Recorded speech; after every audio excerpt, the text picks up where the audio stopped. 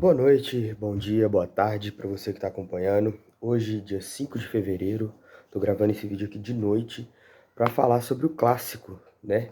Geralmente eu gravo os vídeos logo depois da partida acabar, porém aconteceram alguns imprevistos e eu vou estar explicando aí ao longo do vídeo para a gente estar conversando um pouco sobre o que rolou nessa partida, né? Então, foi a terceira rodada do Campeonato Mineiro, né? O Cruzeiro encontrou o seu rival estadual, o Atlético Mineiro, lá na casa do rival, né? Na Arena MRV, para o jogo válido pela terceira rodada. E a partida foi no sábado, né? Um dia assim que não é de costume ter jogos, né? Geralmente clássico a gente pensa em domingo, aquele dia de futebol, o clima de clássico, mas não foi isso que aconteceu. De fato, eu tô demorando tanto tempo para gravar esse vídeo porque esse final de semana foi aniversário da minha sogra.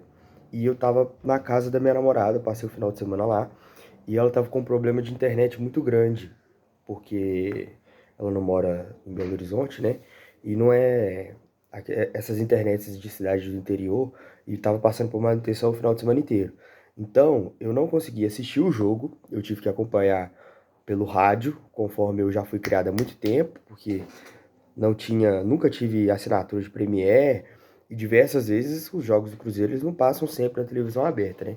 Graças a Deus hoje com o advento desse tanto de site aí que a gente consegue assistir os jogos pela internet, a gente já consegue acompanhar mais. Mas antigamente era pelo rádio mesmo, então foi acompanhando pelo rádio o jogo, resolvendo um monte de coisa ainda, porque o aniversário da minha sogra foi no sábado mesmo, foi sábado à noite. E em decorrência disso, né, por causa dos problemas de internet, eu não consegui gravar, não ia conseguir subir o vídeo, então eu preferi chegar em casa, cheguei hoje segunda, mais tranquilo, mais calmo, para estar fazendo o vídeo para vocês. Mas vamos lá falar sobre o jogo, né? Como eu falei, eu não assisti o jogo pela televisão. Quando acabou a partida, né? Eu consegui abrir o YouTube, ver os melhores momentos, mas eu ainda não assisti a reprise. Eu tô procurando para ver se eu consigo assistir, para ver o comportamento do time. É claro que a gente, né, igual eu falei, eu acompanhei os 90 minutos, o pré-jogo, o pós-jogo, em diversos canais de comunicação, mas o jogo em si eu não assisti, né? Vamos falar do Cruzeiro então, né? O Cruzeiro foi para campo com o Rafael Cabral, o William, o Zé Ivaldo, João Marcelo e Marlon. E aí no meio de campo, né? Lucas Silva e Lucas Romero, Matheus Pereira mais avançado como meio armador. Nas pontas, Robert e Arthur Gomes e o atacante Juan de Neno. Dessa escalação aqui, né? Vale destacar a dupla de zaga, que a grande maioria da torcida do Cruzeiro estava pedindo para dar passagem, né? O João Marcelo é um jogador que, quando teve oportunidades no Cruzeiro, correspondeu à altura e não só fez o feijão com arroz, como construiu jogadas, fez tudo aquilo que um zagueiro hoje moderno, que o nosso técnico exige e que a maioria dos times que propõem o jogo tem que fazer, né? Depois disso, a volta do Lucas Romero como titular, né? A reestreia dele com a camisa do Cruzeiro. É um jogador muito identificado com a torcida, mas acima de tudo, é um muito bom jogador. Ele consegue preencher todos os espaços do meio-campo.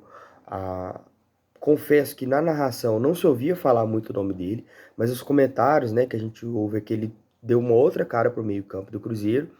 E assim, né, gente? A gente estava enfrentando um dos melhores ataques do futebol brasileiro. É inegável falar que o Paulinho, que foi o artilheiro do Brasileirão no ano passado, e o Hulk não representam uma dupla de ataques que seria titular em praticamente todos os times hoje do Campeonato Brasileiro. Então, só do fato, né, da nossa defesa atrelada com o meio-campo ter conseguido anular esses dois jogadores, eles já merecem o mais alto nível de elogio que tem. E na frente, né, aquele mesmo esquema que o Nicolas Larcamon tá trabalhando, né, tentando dar uma rodada de titularidade para os jogadores, para eles irem acostumando, pegar o entrosamento. Mas como eu falei, eu não assisti o jogo. E em decorrência disso, é complicado eu fazer qualquer tipo de análise tática e na boa.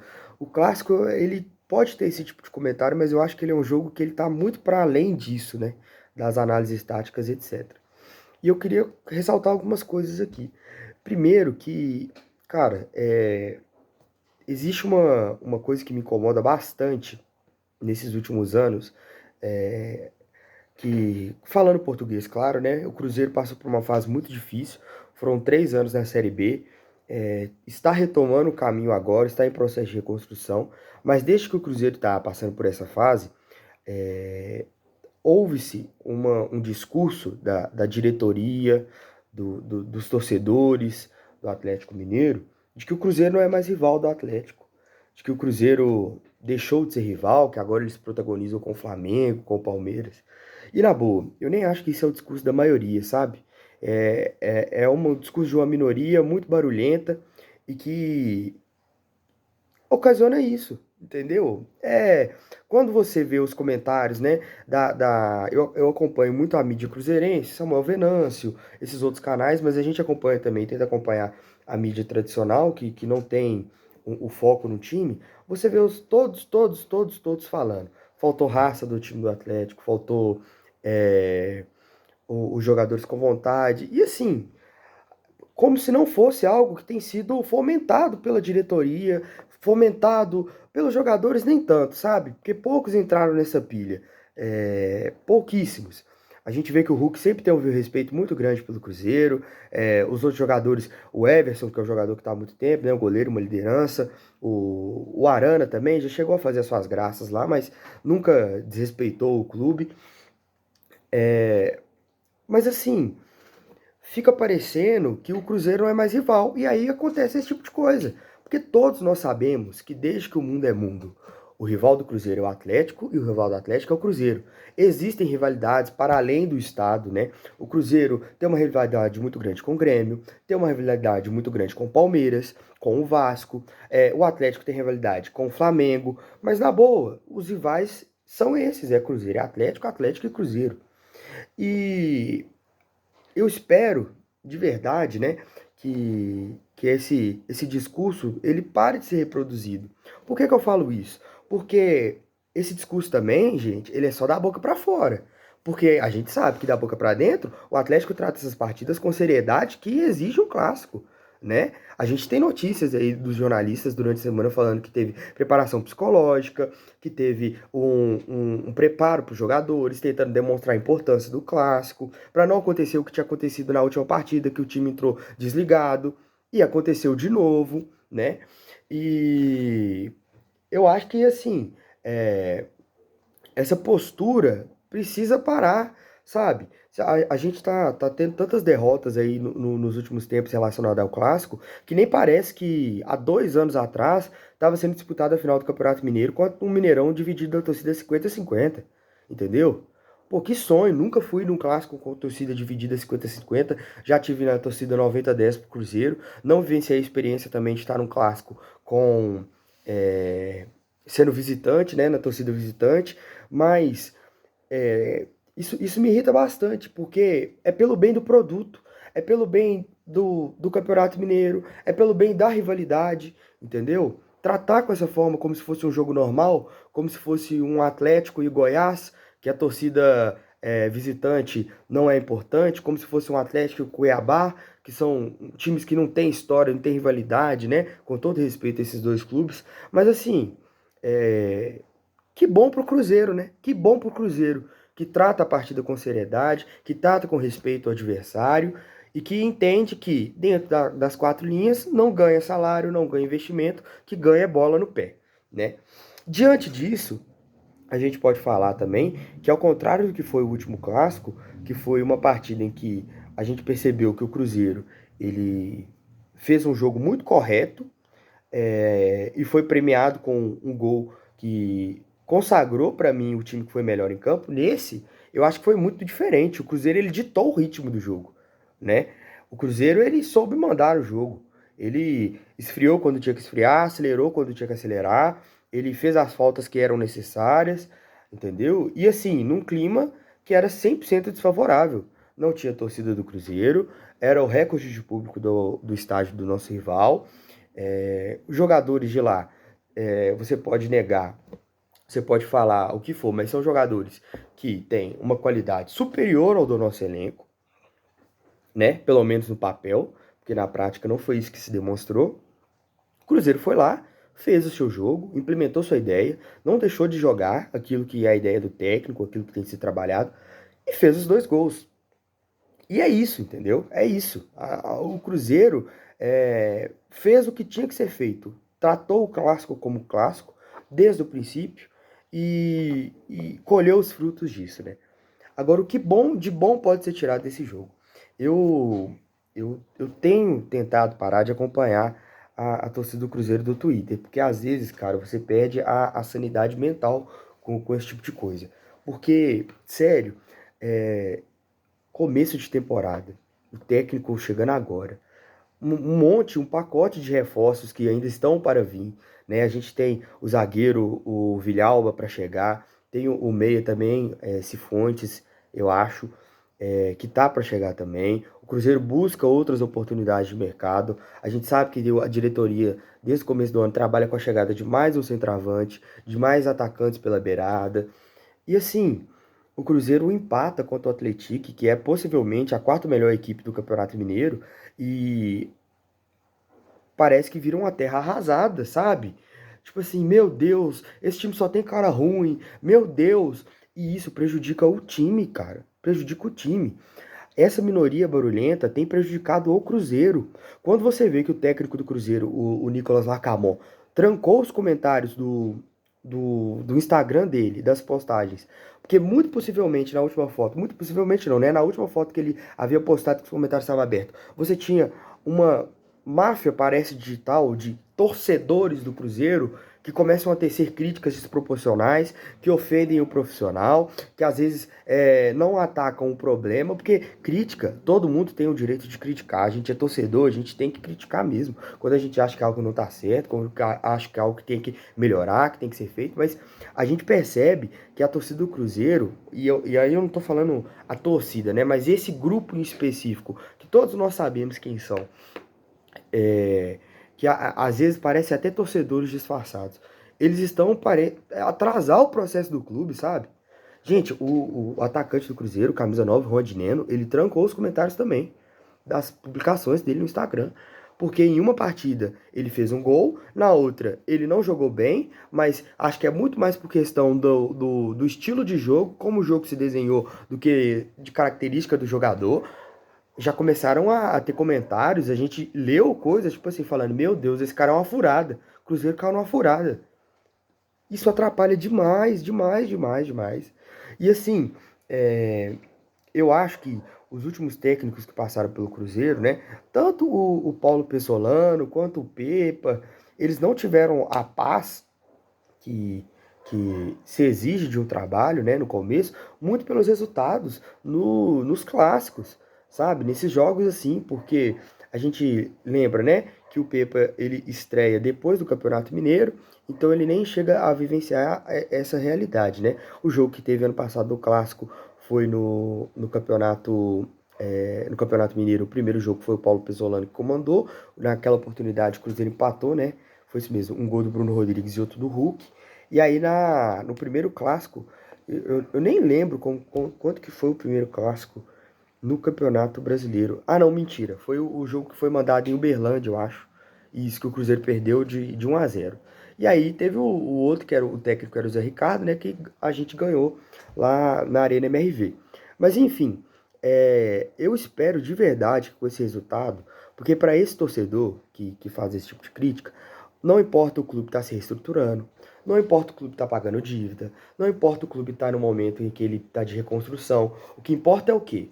É trazer jogadores caros, jogadores que são os ditos, né, no mundo da bola como medalhões, e ganhar os clássicos, entendeu? Ganhar os clássicos, porque é isso que vai importar, é o que vai fazer ele feliz, que vai fazer ele ficar o resto da semana sorridente.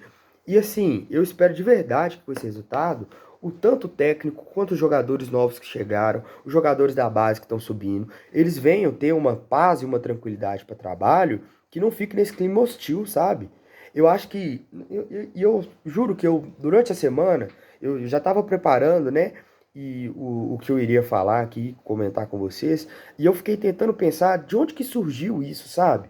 Porque parece que foi uma coisa, e aí 100% especulação, né? De uma pessoa que acompanha a torcida e de que vai com uma frequência razoável aos estádios e etc. Que no ano que o Cruzeiro subiu para a Série A, né? Retomou para a Série A torcida abraçou muito o time. E eu acho que o sucesso esportivo daquele ano, que foi assim, muito fora da curva do que foi planejado, o Cruzeiro sobrou na Série B. Sobrou na Série B. O adversário que ele teve mais dificuldade foi o Grêmio, ganhou de 1-0 aqui no Independência, e lá na Arena do Grêmio, né, o jogo ficou empatado em 2-2. Mas assim, esse foi o adversário que representou mais perigo para o Cruzeiro durante a Série B inteira. Os outros, o Cruzeiro passeou, o Cruzeiro dominou toda a maioria, a grande maioria dos jogos. Eu consigo contar no dedo os jogos que o Cruzeiro teve dificuldade, e eu acho que foi esse jogo contra o Grêmio na Arena e o jogo contra o Vasco foi no Maracanã a partida, né? Que o Cruzeiro perdeu de 1-0. Mas tirando esses jogos, o Cruzeiro passeou na Série B. Foi disparado uma campanha assim que bateu recorde de subir com antecedência, recorde de tudo quanto é coisa. E eu acho que talvez essa subida astronômica que o Ronaldo, o Arsaf trouxe, gerou uma expectativa no torcedor de que, assim, ia ser muito mais rápido do que a gente estava planejando, sabe? Eu lembro que quando o Ronaldo assume o Cruzeiro, havia-se um discurso e a torcida, algumas pessoas falavam tipo assim, na boa, talvez nem consiga subir esse ano, mas no próximo, aí é certeza, entendeu? Gente, há 2 anos atrás, nem dois, né? Ano passado, no outro, retrasado, o Cruzeiro estava disputando a Série B do Campeonato Brasileiro. A realidade do Cruzeiro era essa. Entendeu? Hoje o Cruzeiro é um time que está fazendo investimentos, jogadores jovens com potencial de revenda. Trouxe o Matheus Pereira por empréstimo, que é um jogador extra classe, que mais uma vez desempenhou seu futebol no Clássico. Trouxe o Gabriel Veron, que é um jogador que foi vendido para o Porto a milhões e milhões de euros, que até pouco tempo se destacou em pré-olímpico, em seleção de base. Está trazendo outros jogadores de Copa do Mundo, por exemplo, como o meio que está vindo do Rangers, da Escócia. O Cruzeiro está disputando uma Copa Sul-Americana, um torneio internacional. Na boa, tipo assim, parece que tá faltando um pouco de amnésia e aí é parte nossa de pensar mesmo, sabe? Porque a cobrança, como eu falei, é do torcedor. O torcedor precisa cobrar. Isso é do torcedor. Mas a gente precisa pensar também, tipo assim, que de onde nós estamos vindo, sabe? Em tão pouco tempo, nós estamos alcançando patamares que não são normais. Não é normal. A gente percebe isso quando a gente olha para o cenário do futebol brasileiro. Você vê times que são considerados grandes, né? Vasco, Botafogo, Fluminense ficou muito tempo assim, agora voltou a conquistar títulos, né? Mas que estão em crises que perduram 10, 11 anos. O Cruzeiro, gente, em 2014, ele era o clube mais valioso do Brasil. Para em 2019, ou seja, 5 anos depois, tá com a maior dívida do futebol brasileiro. E maior dívida é essa que se perdura. Estamos esperando sair o balanço, né? Tem alguns jornalistas que estão falando que reduziu a dívida em 600 milhões, e eu acho que isso é em decorrência da recuperação judicial. Mas assim, cara, nós só temos que comemorar, entendeu? Eu acho que às vezes a gente precisa dar uma colher de chá, entendeu? Uma confiança a mais, tanto para a diretoria, como a comissão técnica, os jogadores, porque a gente sabe que o trabalho está sendo feito. E nas vezes em que passou-se por dificuldades, o Cruzeiro lidou bem com elas. Tanto na Série B, quando houve alguns problemas, né, alguns comportamentos de jogadores de indisciplina, o Cruzeiro lidou bem, não criou aquele climinha de oba-oba que porventura poderia atrapalhar o time. Ano passado, quando o Cruzeiro correu risco de rebaixamento, nós podemos criticar diversas decisões, mas no final das contas, o objetivo foi cumprido, aquilo que o Ronaldo prometeu está sendo feito. Então, assim, eu de coração, mais do que o resultado esportivo, mais do que ganhar do rival, que sempre é muito bom, é muito gostoso, a gente comemora, a gente zoa, aí faz meme, faz piada, etc. Eu fiquei muito feliz com a vitória nesse jogo, exatamente porque, por entender que eu acho que talvez isso vai acalmar os ânimos da torcida, entendeu? O Cruzeiro tem um ano super pesado, é um ano que ele vai disputar 3 competições que estão com um nível elevado. É só a gente ver que na Sul-Americana a gente tem um time do Corinthians que está se reforçando, a gente tem um time do Internacional que está contratando muito bem, trazendo jogadores de peso, jogadores de Europa, com idade de revenda. A gente tem uma Copa do Brasil que o Cruzeiro vai pegar desde a primeira fase, que vai render muito dinheiro, e eu acho que já está na hora da gente começar a sair do cair sempre nas oitavas, vamos voltar a avançar na Copa Libertadores, né? É, os jogadores, a diretoria precisa ter uma certa tranquilidade para passar por esses momentos. E eu acho que, finalmente, né, depois de tanto tempo, a gente consegue ter alguns resultados que, para esse torcedor médio, que às vezes é o cara que não acompanha muitas notícias, que não sabe muito bem o que está sendo feito, ele vai ter essa tranquilidade e essa confiança agora nesse momento. No mais, né, eu acho que vale destacar o João Pedro, né? O gol que tipo assim, que sacramentou a vitória do Clássico. É, jogador da base, né? Que tem uma história de vida muito interessante. Eu acho que mais do que merecido. Fez o que muitos atacantes do Cruzeiro ano passado não conseguiram fazer.